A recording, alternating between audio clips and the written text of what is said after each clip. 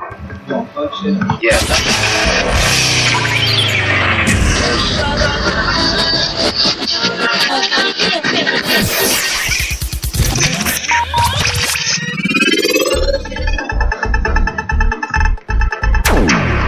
Ladies and gentlemen, welcome to Zero Fucks Given Podcast, episode 26, live on YouTube, Spreaker, Facebook, Twitter, and when I get a SoundCloud, it'll be on fucking SoundCloud as well when I finally set that bitch up. Anyway, too fucking lazy to get it done. Anyway, earlier tonight, actually a few days ago, we did a podcast about the Nate Faber situation. We thought it was going to die off. We thought he was finally done being a little scumfuck. I get on the Skype call today, and he's on here. And I'm like, you know what? Now's my chance to finally talk shit out with him. So, I get on, I start talking, and I express my feelings. And I'm all like, no, Nate, fucking let's talk about this and let's squash this. And, you know, he sits there and he's all like, no, you make me want to kill myself. Saying a bunch of stupid shit, and then fucking basically putting me in the bad seat. And I'm all like, now, Nate, why did you come at me? Like, of all people you should have came at, I shouldn't have been the guy. I should have been like the last guy. Okay. In all honesty, in these situations, you need to talk things out instead of using text, because text can be taken the wrong way. Exactly. Like that's completely right. By the way, I'm here with John, Cole, Amari, and Keith. Fucking everybody.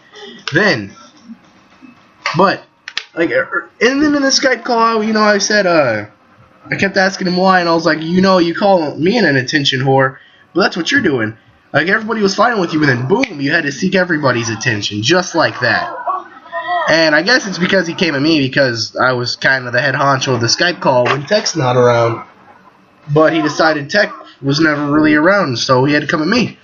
But, Cole, you and John had my back. Like, John blew the fuck up at him. But, Cole, you had my back. You know, he's done a lot of bad shit to you over the years, Cole. But before we get to your input, because I'm going to let you take the rest of the show, John, tell Zero Fucks Given podcast listeners what you told Nate. Well, pretty much what I told him, plain and simple, was that, you know, with him actually stating, not the fact, but with him stating things like that he's going to commit suicide or something like that, honestly, it got to the point to where I got really pissed off about it. And we were kind of not consoling, but kind of confronting, and now we were confronting him completely. And we were basically telling him exactly how we felt on his comment behalf after we were, you know, busting jokes at one another. Which we do on a regular basis, and honestly, it doesn't really come to no surprise when we do it. We do it because, well, we like each other. But when there was something that Connor had said to Nate that kind of just triggered Nate out of the blue. Can I just go ahead and say it? What? Sure. The 4 words of doom. Shut the fuck up. That's all I said to him. Shut the fuck up. And see, the situation was Cole was, like, trying to speak. Like, me and Cole were having an ongoing conversation. And, you know, Nate could have been like, hey, can I interrupt for a second, like Cole just said. But no, he was just, like, trying to talk over us to somebody else. I don't know who he was trying to talk to. But I was like, Nate, shut the fuck up and let Cole speak. Oh, he was trying to speak to John. And I was like, Nate, shut the fuck up and let Cole speak. That's all the fuck I said. I didn't say, Cole or Nate, shut the fuck up before I come to your house, slit your throat, and rip your mom's head off and stick it underneath the Christmas tree on Christmas Eve. No I going didn't say grant here. No going grant. I didn't say shit like that. All I said was, Nate, shut the fuck up. And Nate goes the fuck off. And don't get me wrong, I mean, there are times that when I am talking a little too much and someone calls your name and they do it over again, and you normally look over at me and you go, John, shut the fuck up for a second. And I go, okay. I do it to everybody. I don't just do it to you. I've done it to Key. I've done it to Cole. I've done it to Amari, Miguel, fucking Tech. Yeah, but we know that you do that because you want to hear the other person. You're not saying it to be abrupt or anything. I'm not saying it to be a dick. I'm just like, dude, you won't just shut the fuck up and let the other guy speak for a second. That's all the fuck I was saying. I wasn't like, fucking Nate, get the fuck out of the Skype call. I mean, when Miguel doesn't shut the fuck up, we kick him out of the Skype call. We don't do that to Nate. Another thing, if I will, every time someone spoke the truth to Nate, he would leave the call. And I'm thinking to myself, and I think what I said to him probably made him leave when I said, if you can't handle what people say on Skype, then maybe you shouldn't hang with the big dogs and just stay on the porch. Well, see, I mean, I know why he came after me, and I thought I wasn't going to have to say it. But I guess I'll call him out, and I'll tell everybody why he's coming after me. He's coming after me because he's dating Pam right now, and Pam straight up told him that if I ever left Austin, she would jump on me. In a heartbeat. She would leave him for me. That's what pisses Nate off. That's why Nate comes after me. I guarantee you that's why. I can't prove that's why. But ever since she said it, he's been coming after me like fucking. That night that he did that was the same night that she did that. Well, only thing that I can really truly say is that when someone, it doesn't matter if it's Nate or Sally Sue or whoever, if you are going to go and completely say that you're contemplating suicide so many damn times, I'm just going to say this, get over yourself. Because whenever someone says something, yes, sometimes it can be hurtful, sometimes it can be a joke. I've always been bullied on my whole life. And now since I got bigger and older, people don't really do that to me anymore. But it's not the size. It's just people actually look at me as an individual as much as anybody else can look at someone else as an individual. But the moment that you keep whining, bitching, complaining about every little damn thing in your life, and then you just up and say, oh, I'm going to commit suicide. Don't say you're going to commit suicide. People that commit suicide, they don't say, I'm going to commit suicide. They do it. I don't condone suicide, but if you're going to say it, don't say it. It doesn't make a lot of sense that I just said that part. But if you think about it, in the long run, it will make a lot more sense than that. But I have a friend who is gay. I'm not going to mention his name, but he gets bashed on a lot for his homosexuality. And not once has he ever told me that he had planned on committing suicide. Okay, now let's be honest here. The whole Mia situation, we've all poked fun at her, but she's poked fun at us. And I think Mia's to the point where she understands that none of us really care that she's transgender. It's not like, oh, hey, you're transgender, you're a horrible person. No, none of us have been like that. Nate has. Nate called her an abomination, said she looked like a fucking pit bull. And fucking Nate's like, oh, no, Mia knows I'm kidding. Well, you should know I'm kidding when I tell you to shut the fuck up, Nate.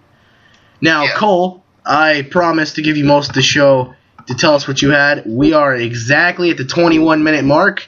You have a little over 20 minutes remaining. Express what he has done to you. Well, when I first met Nate, it was all fine. But then he introduced me to someone I would later call one of my greatest friends and the good part of my life. Christian Rainey. He introduced me to him. And nearly about a couple of days later, when me and Christian continued talking, we considered the idea of a tag team. And Nate learned of this, and later on in the night, this ended up being him saying, "You took my best friend away. basically. And it continued on to the point where September 6th, as soon as it hit midnight, he said that he wanted to commit suicide. He said, and he came up with this story of a purple fox. Purple fox is a furry cosplay. Now I'm laughing because I'm seeing Connor just... No, I remember the story. I remember the story. Nobody, like, I've never, like, podcasted this story, so, like, I want everybody to know. The story was hilarious, by the way, people. The purple fox basically was one of Nate's friends on Xbox Live. This purple fox was going to go meet him live in person, and on the way, driving with his parents, he died. And what does the fox say played at the funeral? No, he kept on retracting himself. Oh, he was going alone. No, he was going with another person. No, he was going alone. This kept on until me and Christian just said, fuck it, we're calling you out. You've lied about the entire story. It took a couple of months later for him actually to admit that story was fake. But during that night, he said to Christian that he was an accident and that his father didn't want him, nor he loved him. Oh my god. And Nate says, Connor bullies him, but I've never, ever heard Connor say a single thing like that. You know, like, I've said some harsh shit to people in my time. I have never once basically said that their mom should have swallowed them. But I'll say live on the podcast, right here, I'm going to say it in front of the world. Nate, the best part of you ran down your mama's leg and became the brown stain on the mattress. No, Cole, finish here. But as I continue on, later on, Brian wanted to be the Dr. Shelby because me and Rainey had blocked him for some reason. And he got me and Christian to talk to him again. But then Nate flipped out once more. Me, Brian, and Nate got in a call. He called, I think Brian's, like, 4-year-old niece a hug. What? Yes. And kept on saying it until Brian got to the point where, you've seen him flip out on me. He said everything. He said basically that Nate shouldn't have been abortion. Oh my god. Now, like, that's, like, you know, Brian was kind of in the right there because you don't go after a person's family. And he also went after his sister.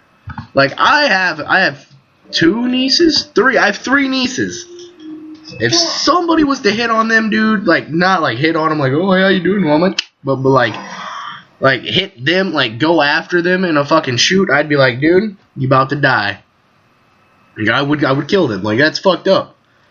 Like, yeah. Nate crosses the line, like, way too much. Like, I don't think Nate knows how much of an asshole he really is. He's not an asshole in real life, yet he complains about his real life so much to the point it brings depression upon yourself. Wait, doesn't he say that his brother works for, like, Nike or some shit? Yes, he says his brother works for Nike. He's also gotten pissed off at his brother for beating him in the Cards Against Humanity game. And he says that, oh, my mother knows that I want to kill myself. That if your mom does nothing, your mom's a shitty parent. Yeah. He said that if I wanted to go get a gun, my mom would probably give it to me. I remember that one conversation, and things have escalated with Nate to the point where he doesn't care anymore. I would rather talk to Milad. I would rather talk to Josh Knight. I would rather sit down and talk with Kevin Evans for a 5-hour conversation. then Like, don't get me wrong. You know, I've stuck my neck out for Nate plenty of times. When people have, like, threatened to leave DRW for him joining, I was like, you know what, guys, whatever, give the kid a chance. And I've gave him chance after chance after chance. This is the same guy. Nate told Jay Shouse, John Shouse, as many know him in the EFED world as Jay Styles, his mom died of cancer. His mom was a fucking angel. Like, she was the sweetest person ever. Like, I talked to her on Skype, I think, like twice before she passed. And not 2 weeks after she dies, Jay's on a fucking, like, he comes back to DRW. Like, he's ready to come back. I book him versus Nate. And no, I don't even have him booked against Nate. He just comes back. And Nate messages him and says, your mom deserved to die. And then, like, when I heard that, because, like, Jay inboxed me, he's like, dude, I've been crying for several hours. I'm like, why? What's wrong, dude? You know, because, like, his mom just passed. So I was like, all right, you know, you've been crying for hours, probably about your mom. And he goes, and he sends me the screenshots of, like, what Nate said to him. And I was like, what the fuck, dude? He's like, I hope your dad's next. And I was like, oh my God, I've never said anything that horrible. Like, that dude puts everything I've ever said to anybody to shame. Like, I've said. That is, like, extremely morbid. Fucked up shit, dude. Like, you know, okay, telling Mia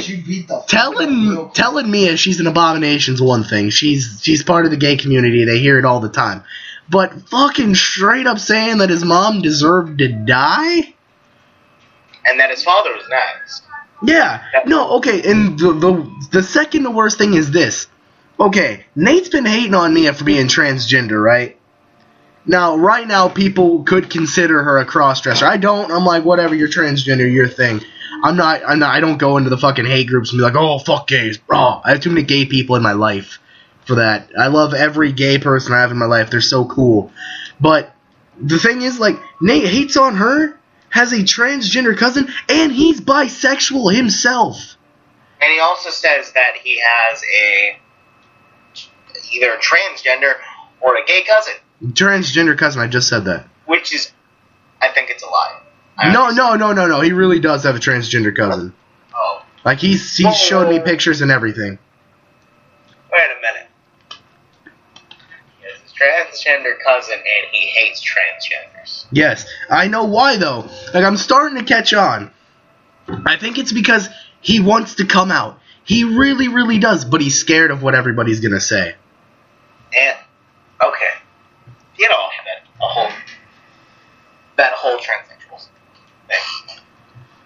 Nate not only has said that to Jay, I told him in confidence once, I've told multiple people this, that my girlfriend did commit suicide. Yeah. Now, Nate, one day, after I got pissed off at him because he got me post-blocked for reporting posts about breaking Nifed kayfabe for me mentioning his name and slandering him. Yeah. Look at the posts. I don't slander him. I just make complete jokes about everyone. And I got mad at him for that. I did say a lot too much. But he said to me, and I quote, "You are the reason your girlfriend committed suicide." Holy shit. Now, he blocked me before I could block him. Yeah. That was the best thing he could have done. You know... He said that to you? Yeah. Oh, Nate unfriended me on Facebook. I was just going to his Facebook to block him. That's just a little too much. I think the respect completely dropped out, you know. Okay, so it's open, you know, now. Everybody knows now. For shit's gone down, you know, we reconnected and we broke up again, whatever. Like, that dude sat there and was like, I don't remember exactly what he said, so like I'm not gonna try to quote it word for word, but he basically said that I couldn't keep a woman because all my women leave me for prisoners, babysitters, and pedophiles. And I love how he went to Mia for information. Mm-hmm. He went to Mia and Grant for information about you when you and him were in EWC. And Mia was the reason that he got kicked from DRW in the first place. Yeah. It was really fucked up. Like, it was a horrible situation. I mean, it doesn't bother me now, because me and Sierra's fucking reconnected and shit. Whatever. Oh, no. I don't think so anymore. What? I told her what Nate's been saying. Yeah. I've told her everything I could. And I don't know how she's responding to it. I told her about it in chat. She still hates on you for that whole Arkansas thing. But... Okay, no. Now, to be honest, it's legal to discriminate here. It's a fucking law. If I was a sexist, anti-gay person, I could walk up to a gay person, call him a faggot, and punch him in the face and get away with it. Well, I don't know about punch him in the face. I'm pretty sure I'd still go to jail for assault. Yeah, that's assault. But I could call him a faggot and fucking, like, picket them, like, the whole time that they were born, that they fucking lived, and it'd be perfectly legal. But, and it's legal here. I think it's a fucked up law, but I can't change it. I'm not a fucking government official, but it's legal here. I told Mia, I'm like, it's legal to discriminate here. And I told Mia, I'm like, Mia, do not come to Arkansas. It is legal to discriminate here. They will stone you. Like, I don't think they'll stone her, but... Hey. Whatever. I mean... No. You know... We still have 8 minutes left. Anyway. Yeah, I mean, I don't hate Mia. Me and Mia still talk. Like, we just Skyped like an hour ago. For like 5 minutes. I honestly defended Mia when Nate was hating on her in the URW chat. And Nate blocked me, called me an attention whore, and say I didn't defend my friends. I've defended every single person. Sick, sadistic son of a bitch. And I still will. Because Nate, if you are listening to this, watch, I'll be surprised if you do. You are a heartless little prick from Illinois who needs to learn his role and play it the correct way before you get replaced. Like, you know, it wouldn't be as bad if, like, you didn't, like, say all that hard shit. If it was just a straight up misunderstanding, I probably wouldn't even make a fucking podcast about it. But, you know, Grant has said some fucked up shit. Mia said fucked up shit. I've said fucked up shit. You know, people have said fucked up shit. But I think Nate takes the cake for saying the most fucked up shit I've ever heard in my life. And I come from an old school family to where, for like a good part of my childhood, my grandpa hated gay people. Like, straight up fucking hated gay people. He hated black people. He used to call them the N-word all the time. And then fucking my sister had 2 black kids. And he hasn't said that word since. But I'm not going to say things on this podcast about my family. But no, like, I come from like that type of family, and I'm nothing like it. I have gay friends. I don't judge them. I have black friends. I'm really cool with them. I hang out with them in public. I have Asian friends. I have Mexican friends. I have Marshallese friends, if you guys don't even know what that is. Hey, what? I have Marshallese friends. They're from the Marshall Islands, but... They're kind of a big thing here in Springfield. They're kind of a big thing here.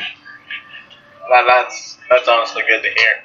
Yeah, like, they took over. But... Yeah. They're here, and they're here to stay. They're here to stay.